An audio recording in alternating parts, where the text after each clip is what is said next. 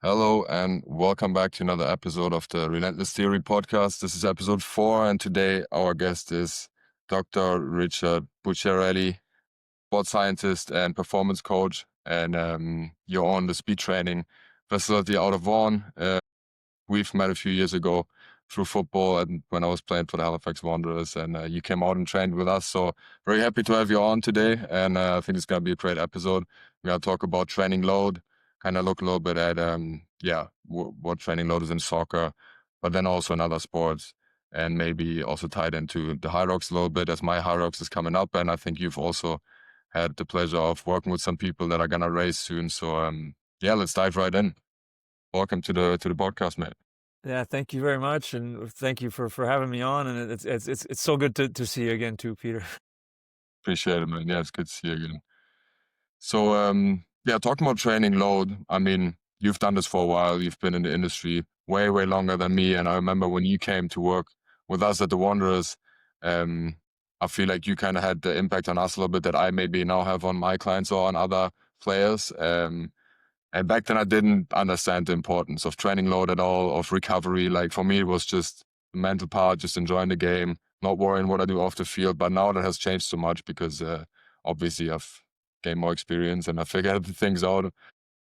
So yeah, if you want to give us a little intro on what you think are like the main components of your training load and how to manage it. Sure. So yeah, and it's a good point that I think maybe whether it's professional athletes or young athletes or anyone really that's exercising, often, when they think about training, they tend to think of training in terms of, well, am I doing too much, or am I doing too little, or am I doing the right amount or whatever? But most of the time, I think people think of it, and I know this from working with athletes and coaches, is they'll measure it based on time. For example, they'll say, well, I'm training 4 days a week or 5 days a week. Each training session is 2 hours. Can I add this much more time or not, or all of that? And even in professional football, it's kind of the same thing, that we'll look at the number of minutes that athletes are playing, and if they're recovering from an injury, we want to limit their minutes and how much they're training and all that. And the truth is that load, if we want to think of the load that you experience in training or in a game, it is dependent on time, on hours or minutes or whatever, but it's the product of two variables, and time is one of them, and we can think of it as time or we can think of it as volume. So volume is one of the variables that goes into measuring load, and the other one, which I think maybe this is where people don't always consider it as much as they should, is intensity. Okay, so basically training load is the product of volume multiplied by intensity. So volume times intensity. Volume is how much. We can measure it in time. You might remember that, if you've got GPS or, other types of technology, you can measure volume in terms of distance or, amount of fast running. There's different ways, but basically volume is how much. And then intensity is how hard. Okay, now, there are different ways to measure that too. And, think back to your time with the Wanderers. Well, we had heart rate monitors on. So measuring heart rate during training is an excellent way to measure intensity. If you don't do heart rate or you don't have that technology, there's even things called rating of perceived exertion, or RPE, and that's kind of just like a scale where you, let's say 0 is rest and 10 is maximal, and an athlete or client or whoever is exercising will rate how hard their workout was from 0 to 10. And in any case, if you know the volume and you know the intensity, so you know how much and you know how hard, the product of those two, you multiply those two together, and that gives you training load. And then once you know your training load, then you can start to more accurately plan what you're going to do. And also you can monitor, so you can, once you've done your workouts, you can look back and say, well, did this workout go according to plan? In other words, did I get the training load that I wanted out of the workout?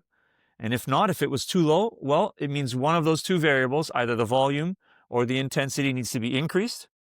And perhaps if it was too high, one of those two variables, or both, needs to be decreased. And so that's the basic idea. And we did that. And in fact, the the Polar system that you guys used. A lot of these different companies, Polar is one, but there's Catapult, there's all these other companies that make GPS and heart rate. Well, they have formulas within their own hardware and software, and they will actually give you a metric of training load. But the Hmm. way that they calculate it is by factoring in both the volume, how much, and the intensity, how hard. So yeah, Right. that's training load in a nutshell. Yeah. Yeah, yeah. No, I appreciate that. I think that's a really good way to put it in and for people to understand it better, because I think that's something that I struggled with too when I was maybe a little younger. Especially when I was in the world of starting the world of weight training, sometimes I wasn't sure if I'm doing too much, because then that can affect you too, like that, don't make the progress you could make, right? So kind of managing your load is really important. I realize that a lot now that, I mean, I wear my Whoop here, I wear that 24/7, and that gives me all my metrics. So I always know my intensity, my volume, obviously.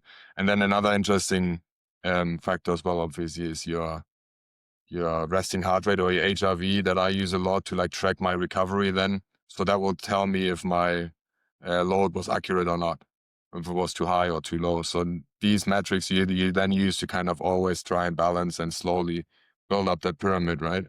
Right, and it's good that you mentioned HRV. So I'll explain maybe a bit more about that as well.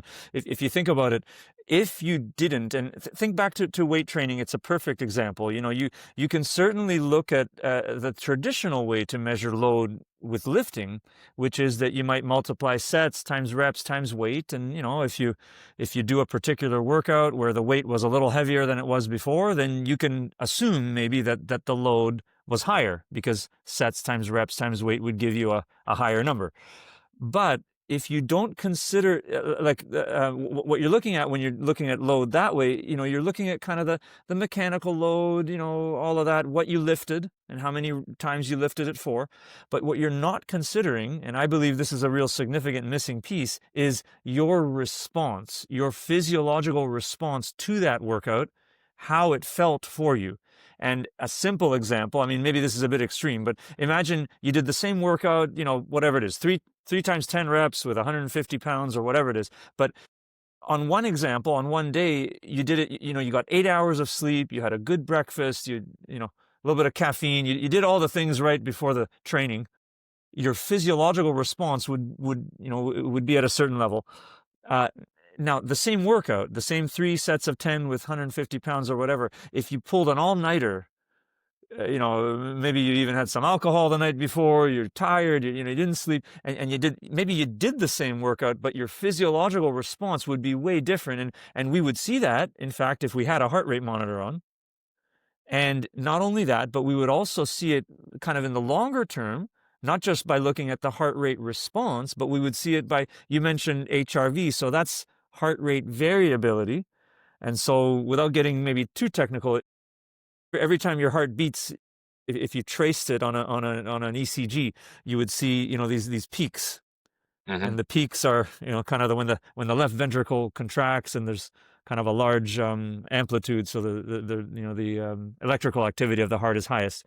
So in fact, each time it beats, you see that little peak, and the heart rate variability is a measurement of the variability or the average distance between one of those beats and the next. Right.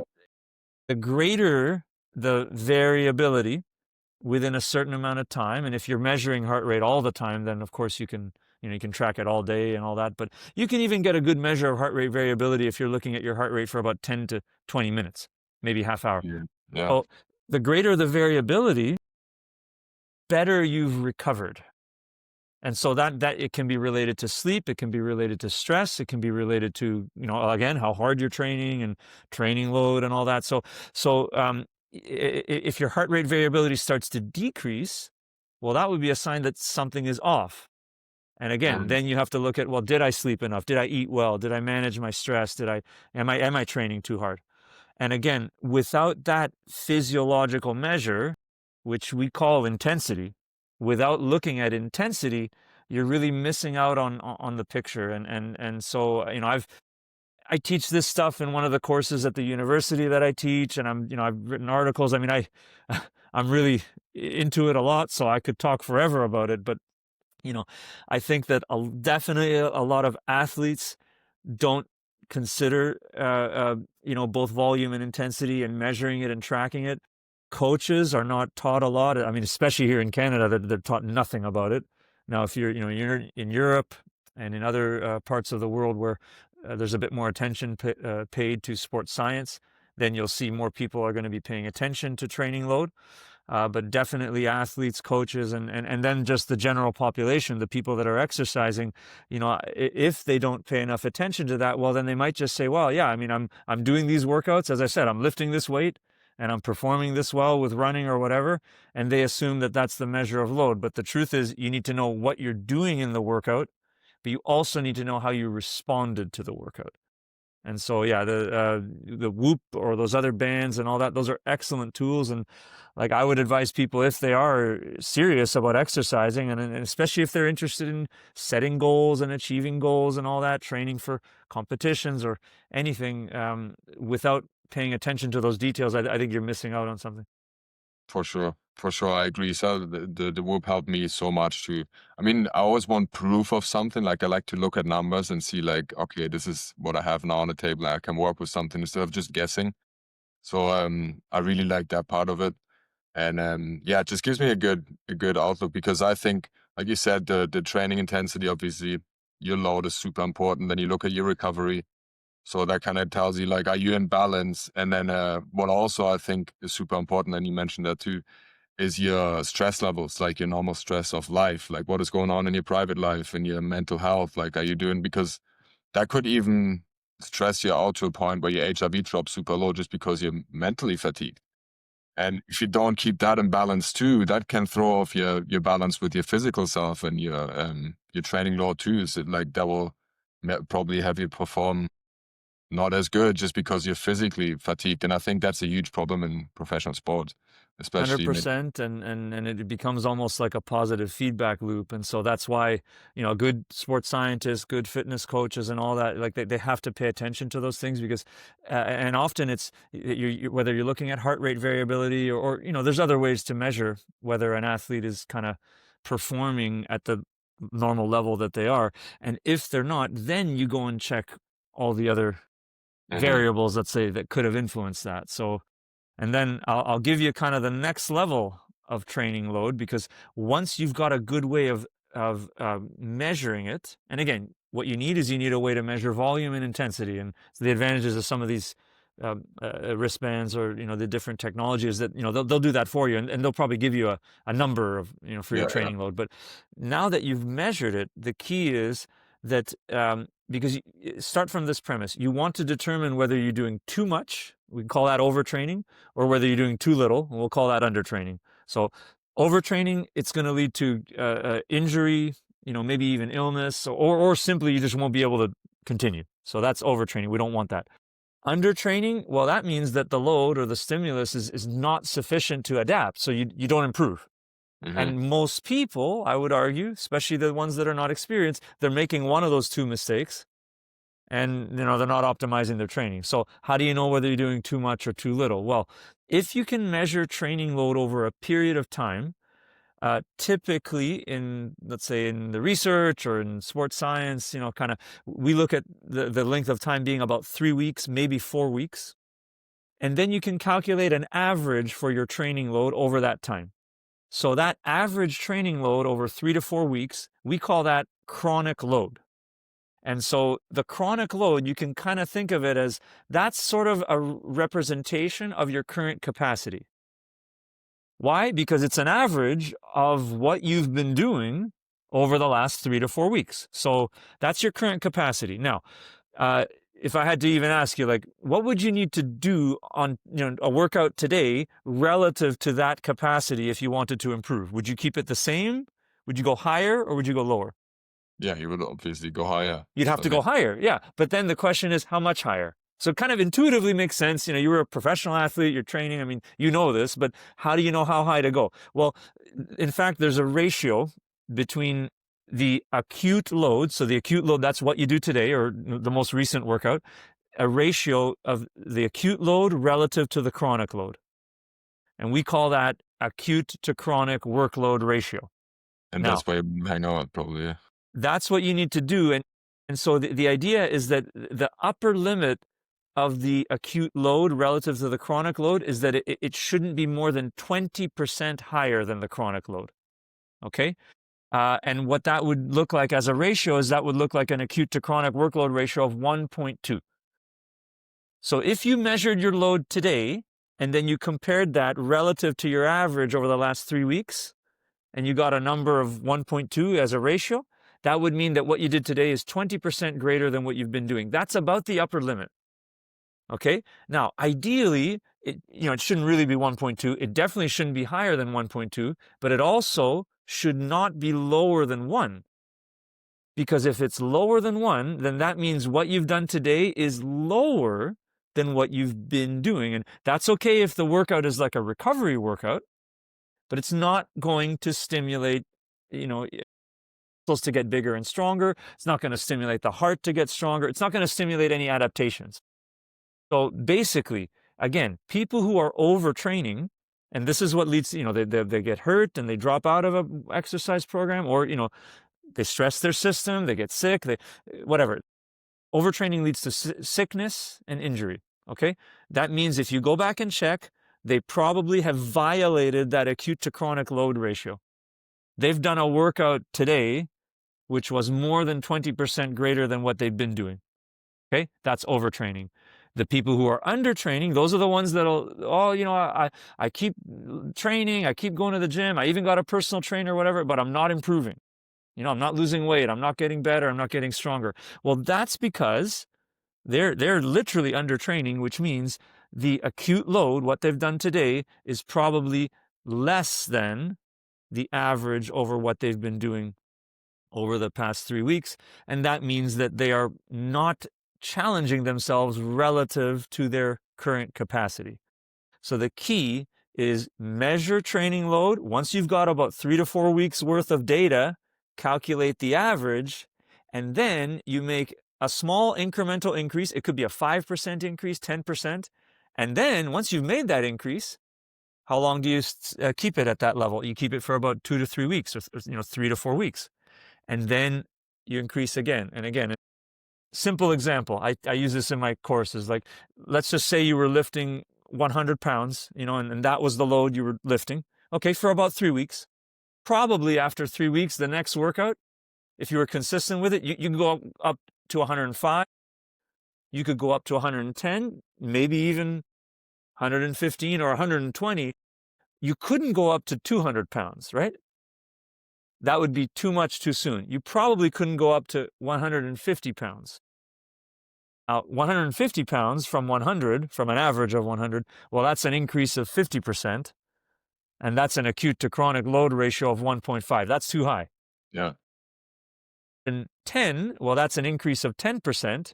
That's an acute to chronic load ratio of 1.1. That's excellent.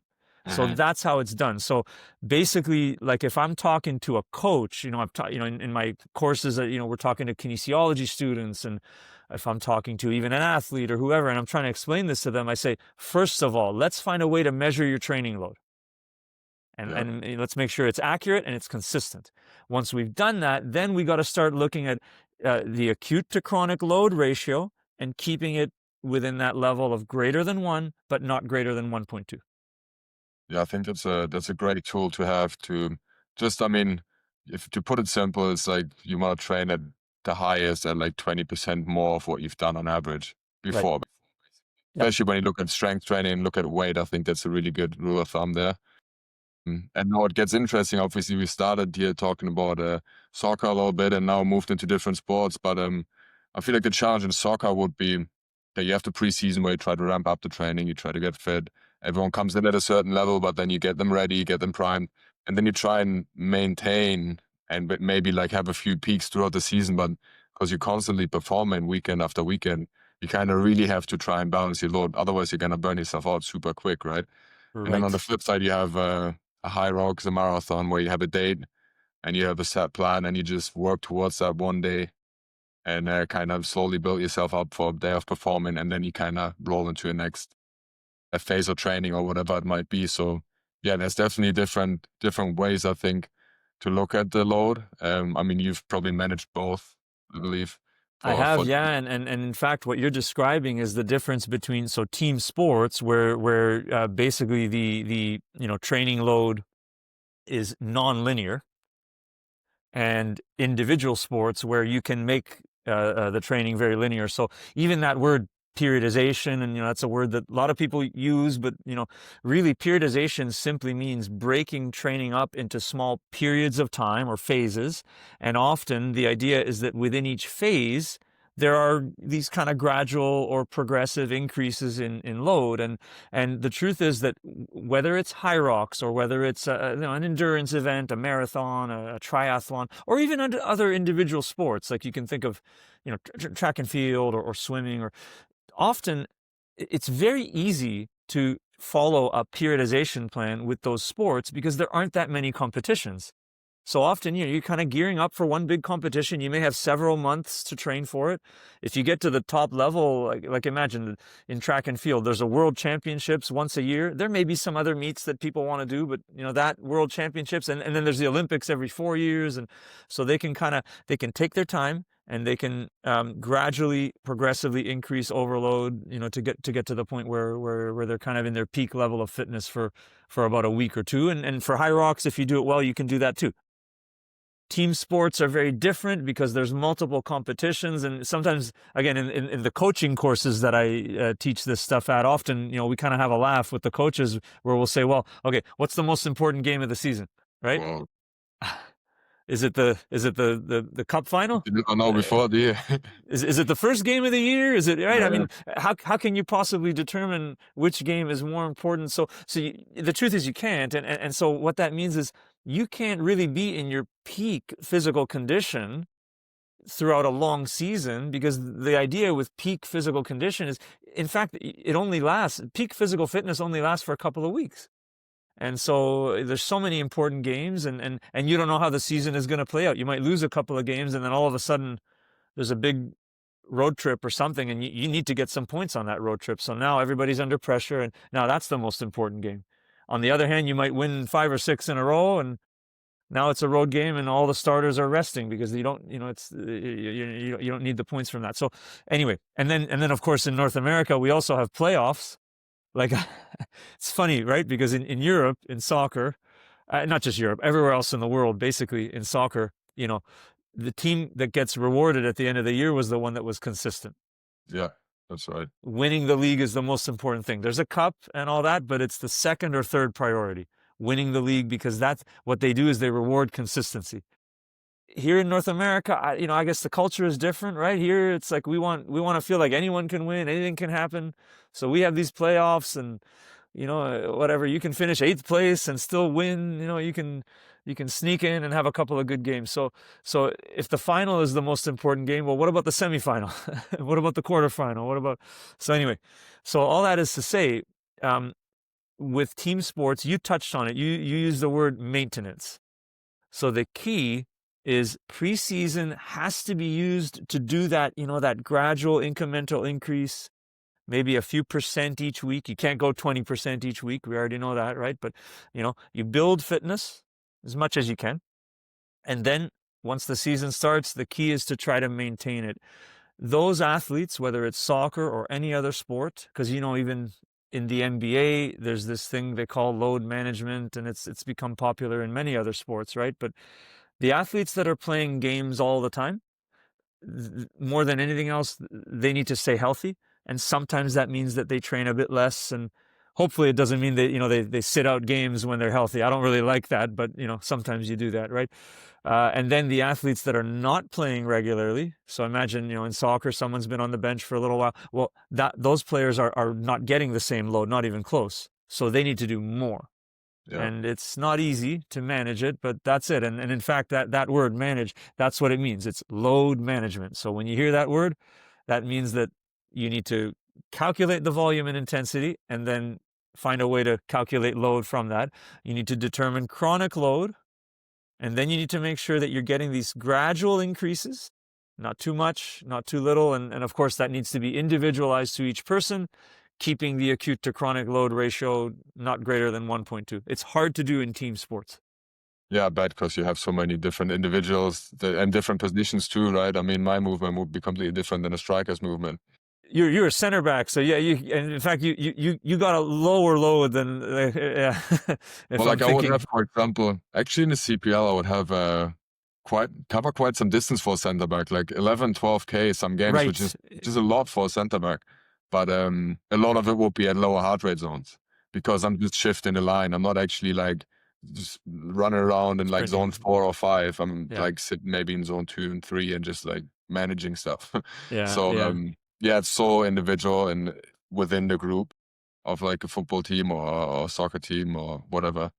Um, but yeah, I think what I've realized now that I run so much and I do weight training, what I really enjoy um, is the fact that you don't have so many factors, outside factors that you can't control that you have in football. You know, I always loved the part of being a part of a team, but obviously you have all your teammates that will either make you better or maybe on some days will make you worse. Like they're gonna play a role in your performance. So does the coach. So does the referee. So does the field conditions. There's so many outside factors that still determine your performance that I feel like now when I'm running, like I get exactly out of it what I'm putting into. It's very measurable, very calculable, and I enjoy that part because there's no messing around. It's like I either show up and do it or I don't, and I get the right receipt. Like I get what I deserve. So and Yeah, I that's think the really the difference between team and individual sports, right? I mean, in an individual sport, especially if it's, whether it's high rocks or running or whatever. I mean, it's a physical competition.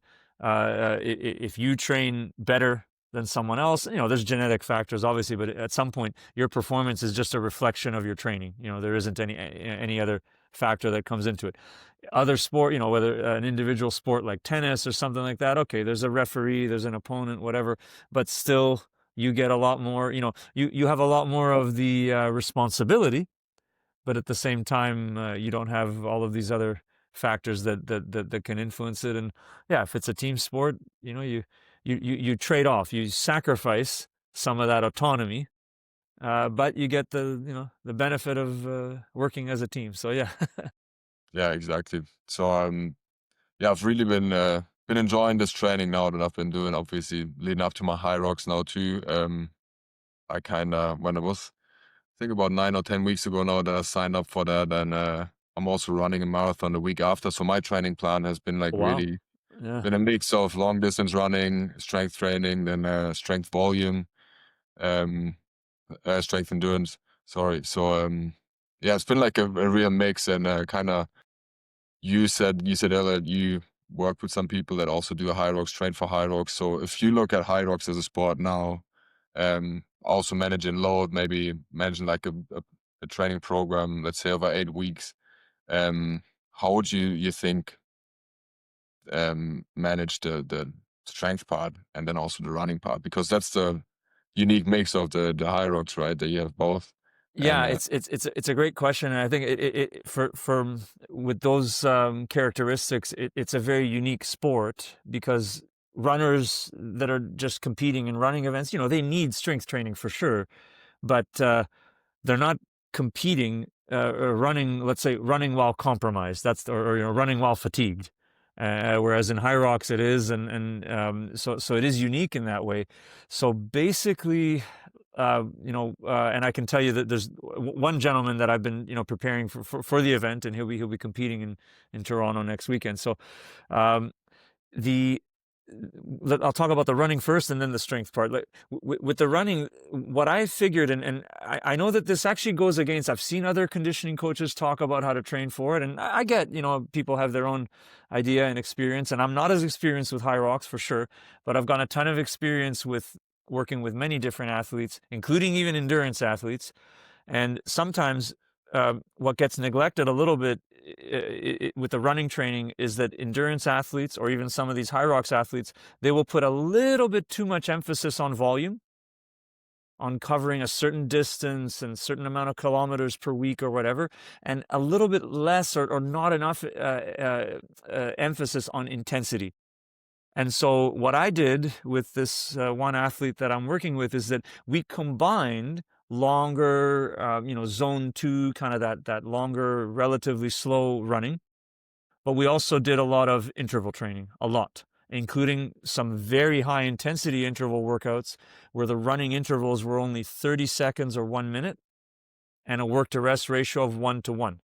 And so these types of workouts, the total running time in these workouts might only be 5 minutes or less than 10 minutes, like not a lot, not even close to what you would do in a High Rocks event. Hmm. Because for people who don't know or whatever, a High Rocks event, there's 8 kilometers of running, but it's 1 kilometer at a time. And perhaps if you're really fit, you're going to run those kilometers in 4 minutes. And I don't know, Peter, are you going under 4 minutes then, or Not under 4. Like, I'm hoping that I'll run my first 67, I think, around like a 4:15, okay, 4:30. yeah, so close to, yeah, And then I think so anything after the lunges is gonna be interesting. yeah. Right. So, let's say that the range of, on the low end, 4 minutes, on the high end perhaps 6 minutes or so. So there's way more volume in that event than there is in some of these interval training workouts that I've been doing with my client. But the purpose of the interval workouts is to get those higher intensities, because training at those higher intensities are the best way to make the heart stronger. Heart is, it's cardiac muscle. It's not exactly the same as the skeletal muscles, but it is a muscle, and muscles often respond really well in terms of getting bigger and stronger. They respond really well to intensity. So it's very important, and even like soccer, football is an endurance sport in that sense. You covered, as you said, you cover many kilometers in a game, and you have to last for 90 minutes plus and all of that, and even, as I said, other endurance athletes like marathon runners and so on, they do need endurance, but they also need these higher intensity interval workouts. So I think that you have to strike a balance between the lower intensity volume-based training and also the higher intensity interval training. So that's a key with the cardiovascular part of it. Now, the strength part of it, I would argue that you also need to strike a balance. And what we try to do is a balance between actually building strength and power and then doing the exact specific exercises that the competition requires. And so you used a term, you said strength endurance. That's a really important term, so for people to know what that means. Well, if we were to look at the force that you're putting out, like one of the movements, which maybe we can focus on just one as an example, is the sandbag lunge. So it's a walking lunge with a sandbag, and the distance you have to do is, what was it, 100 meters? Or I think it's 100 meters, yeah. Right. So that, we're talking, Yeah. I don't know how many lunges that works out to, but it's 30 plus with each leg, maybe more. So in any case, if we looked at the force that you were going to put out with each of those lunges, it's nowhere near the maximal force that you could put out. Like, it's probably 50% of your, if I just wanted to see how heavy you could do a lunge, who knows how much weight you could do, or a squat or whatever. But the key is that sub-maximal force, you have to maintain that over a very long distance. There's going to be a lot of lactic acid that you're going to have to tolerate in the muscle. And of course, then, the heart has to work very hard to keep you going. And so training for that requires strength endurance. And so I would say that probably there isn't a better way to train for that than to do weighted walking lunges. That's going to be what we'll call the specific side of your preparation. And then remember that, sure, you need the specific work. You need something that looks very close to what you're going to actually do. But the truth is that, just like with the cardio part of it, you need volume and you also need higher intensity work. You also are going to need, in order to make sure that those lunges are strong enough, you're going to need to build some maximal strength in the gym. And that's going to be with simple movements like split squats, like regular conventional barbell squats, even deadlifts, those types of exercises where the weight is very heavy. So really traditional strength training. That makes you stronger. And then the other work kind of helps you with the specificity part of it and strength endurance. And in fact, another thing that I teach in my courses is I teach something where you can think of a continuum. So on one end, you have specificity, Mm-hmm. and then on the other hand, you have predictability.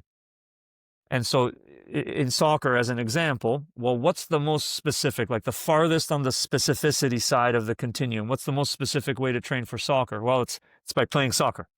Yeah. Can you build your fitness by playing soccer? Of course you can, right? You can play small-sided games. You can do that.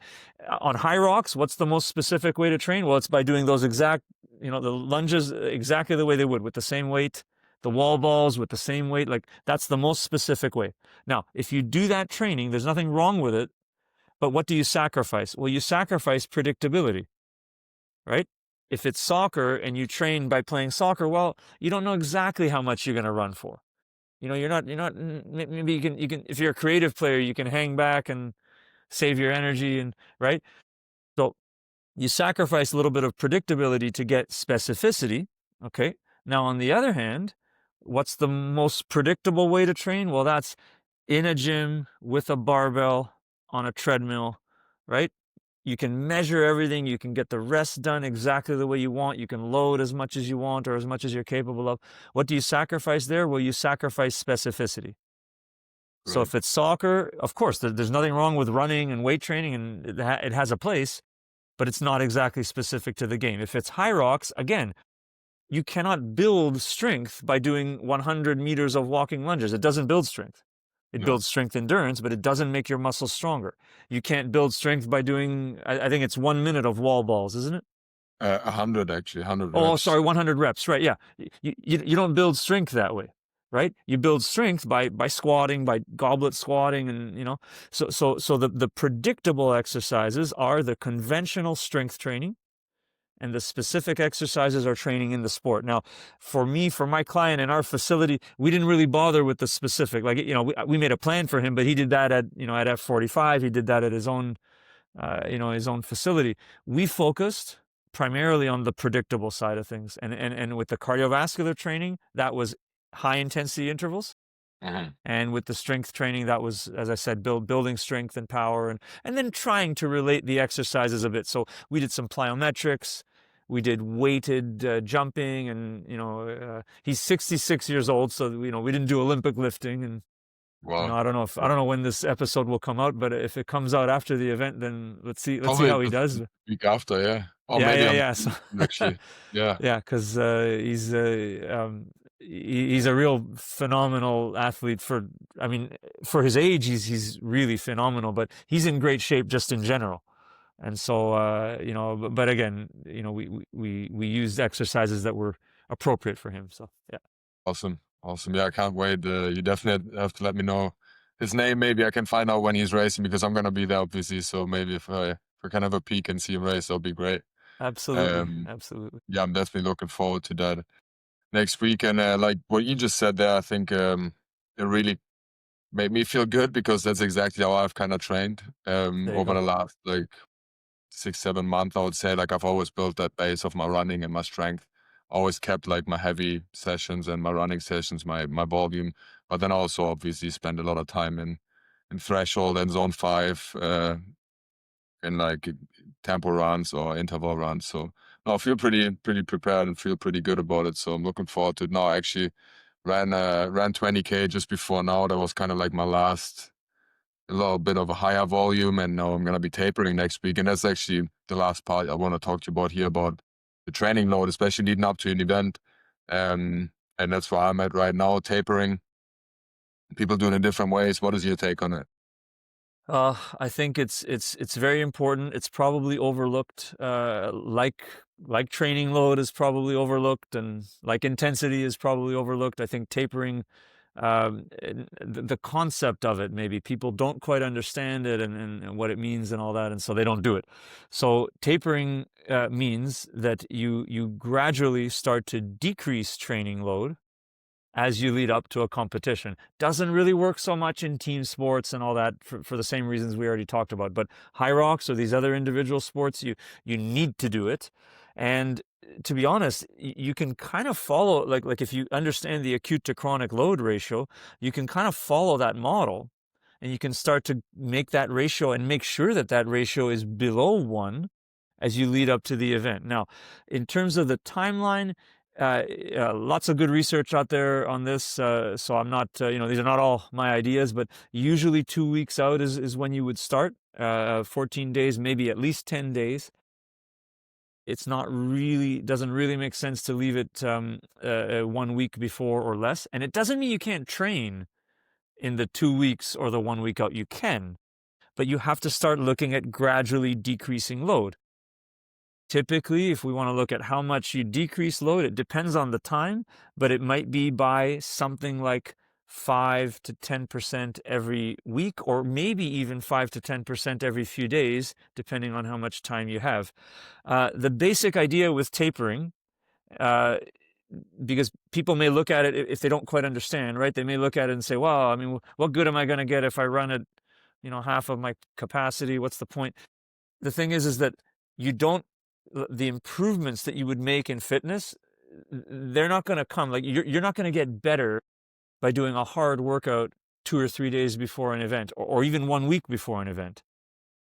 It's kind of like if you're in school, cramming all of your studying the night before or the few days before. I know students do that, but often if you've really learned something, it's because you've been paying attention all year and you've been studying, gradually. In fact, sometimes even in my in my work as a professor, I explain this to students. I explain the acute to chronic load ratio, but I relate it to studying because it's similar, So, right? yeah, actually, very good Yeah. analogy. So yeah, so if you go back to training, right, it doesn't really do you any good. There isn't really much benefit to hard, intense, or high load or high volume workouts very close to the competition. So you start maybe 2 weeks out, you start gradually decreasing load, and perhaps even for 2 or 3 days before the event, other than maybe recovery activities, stretching, that kind of thing, you don't exercise at all. Okay, Yeah. and what that does, hopefully, if you've done it well, is that means you go into the race, you are as well rested as you can be. Any the little kind of nagging injuries or whatever that, those are, as they've been managed as well as they can. Doesn't mean they're not there, right? But that you manage them as well as you can. And on top of that, there's none of the metabolic byproducts of hard exercise that would prevent you from performing at your best. Simple example, I know you were a footballer for a long time, so you know this. The day after a game, if you had to play another game that day, how would it feel? Would be terrible. Right. And in fact, you'd feel terrible. And if you looked physiologically, well, you'd be weaker. Yeah, for Okay. sure. You wouldn't jump as high or run as fast, right? You'd be slower. Okay. You'd fatigue a lot quicker. Okay. So performance would go way down. And at the same time, the risk of injury, of course, goes way up Yeah. because you're still, one man going against another man and tackling and all of it. And, so you still have those, the external load is still there. So think of high rocks or think of these endurance events in the same way. You don't want to be undertrained or out of shape going in, but you want to have had enough recovery so that any of those factors that, I say soreness, that's just a simple way to think of it, but there are enzymes that can accumulate. Creatine kinase is a big one, and that's something that you will have in your body after you do high intensity exercise. You need to allow time for that to decrease and get out of the blood and all of those things. So if you do your tapering properly, then physiologically you're going to be optimally prepared for the event. And okay, now you know that you are performing truly at your best. And you can be confident, let's say, that you didn't, push yourself too hard too soon and affect your performance. So that's the idea. Yeah, yeah. No, I think it's really important, of course. The tapering part, like you said, I don't think. I mean, it's natural to me just because obviously the day before a game we would never Right.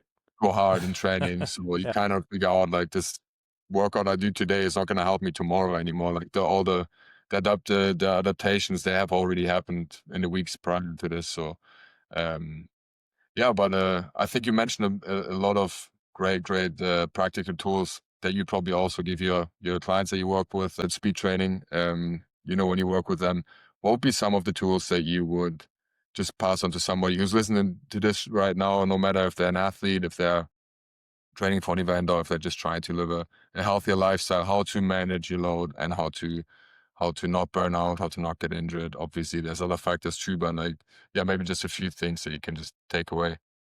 Sure. Yeah. Well, I guess I would go back to the first thing that we talked about, which is you need to figure out a way to measure your training load, because you can't really plan exercise appropriately if you don't pay attention to that at all. Does it mean you need technology and, you know, heart rate and all that? No, you can do without it. And in fact, I did mention RPE, or rating of perceived exertion.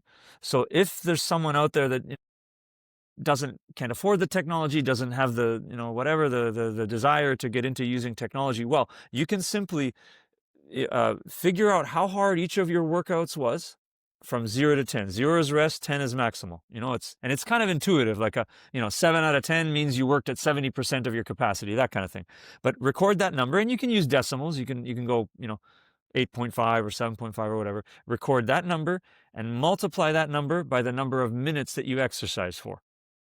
And believe it or not, I've done this. We've done this in some research with youth soccer and other athletes. And in fact, if you do, simply multiply those two numbers, the training load, which is the product of those two, right? Because time is volume and RPE is intensity. Okay.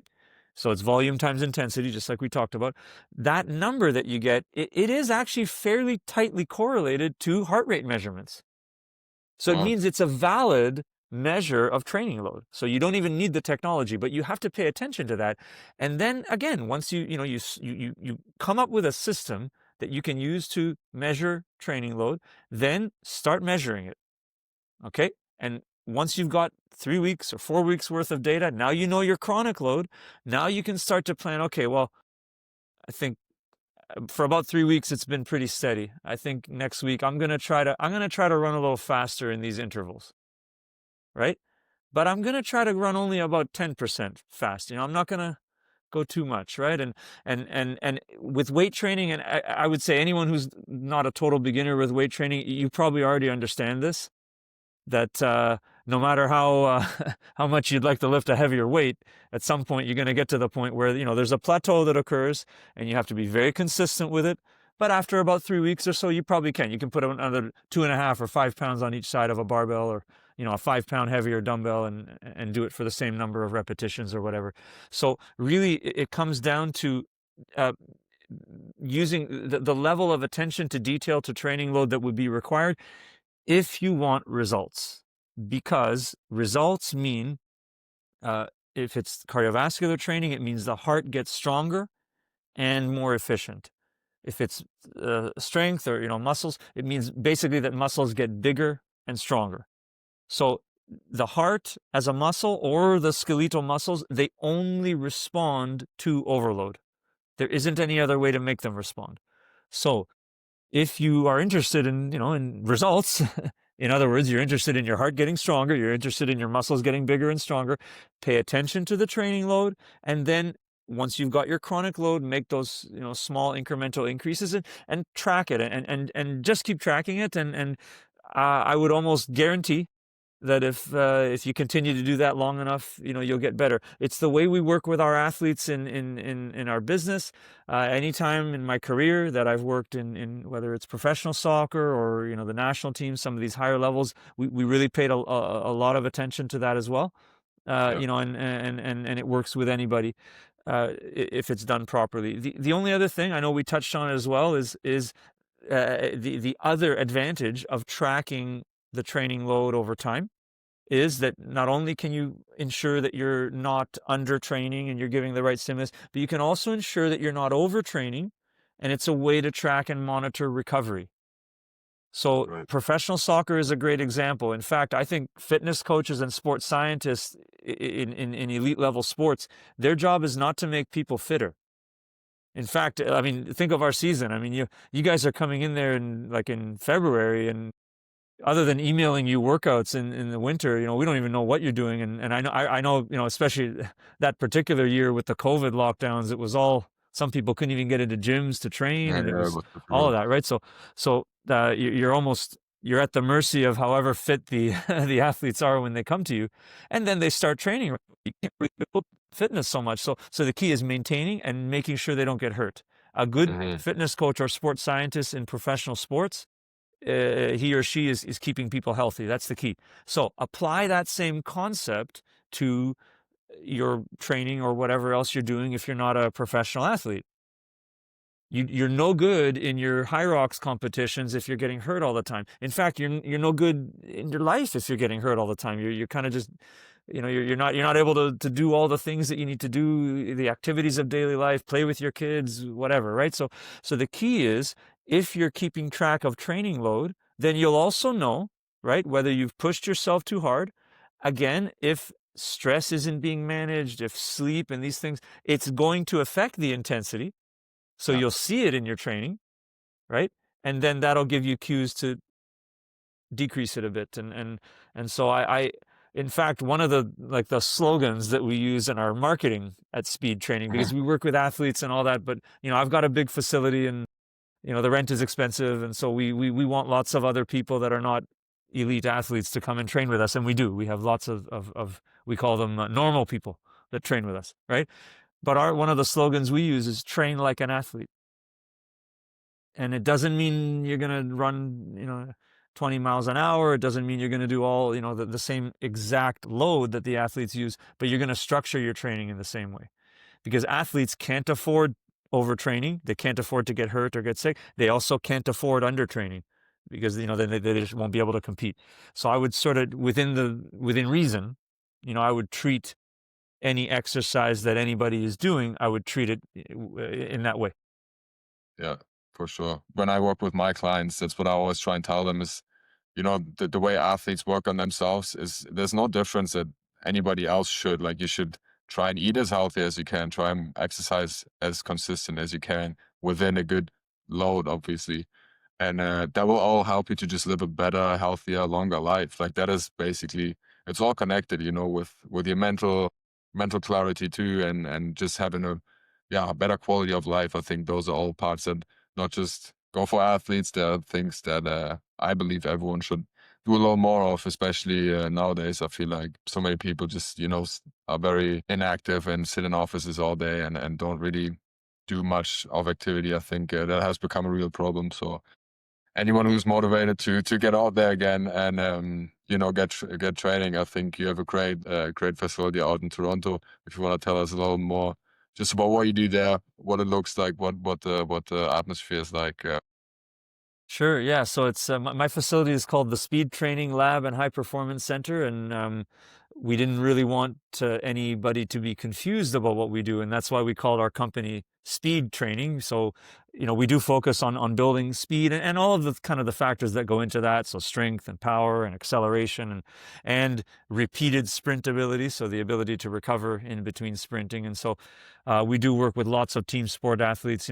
My background is soccer, so there's lots of soccer players, but we have hockey and baseball and basketball, and also some of those individual sports like tennis. We even have other racket sport athletes. We have track and field athletes, and lots of athletes that come and train with us. In addition to the training, we also have a fully integrated clinic. We have an excellent physiotherapist. In my opinion, he's the best in the country. With us, we have a registered massage therapist. We've got a chiropodist, so we kind of have all the sort of the clinical Mhm. injury prevention and injury rehabilitation side of things. And in addition to athletes, we also do work with the general population, almost a subset, which I still consider athletes, but those are adults who are competing, whether it's high rocks, marathon, triathlon, those kind of sports that involve running or involve endurance and all that. And, we have lots of people like that coming to train with us. And then we even have just sort of the regular adult. Again, I said the normal people or general population. We have people that want to, maybe lose weight, maybe gain muscle, that kind of thing. And the high intensity training that we provide, it's quite helpful with that. I will say, I know we didn't get to talk really much about it at all here, but I guess a big like a key component to the training that we provide is that we use some really unique equipment. We have high speed and high incline running treadmills. Mhm. Literally the fastest treadmills in the world. I think maybe Peter, I showed you a video of it once, but Yeah, yeah, I think yeah, you showed me your back yeah. then. Pretty cool. Impressive. Treadmills that go at inclines up to 40%, so sort of way faster and way higher incline that you might see at a normal gym. We also have treadmills that don't have motors, so they're self-propelled, but you can add resistance to them. Mm, And so we do incorporate, of course, that treadmill-based training and high-intensity sprint intervals and other interval running.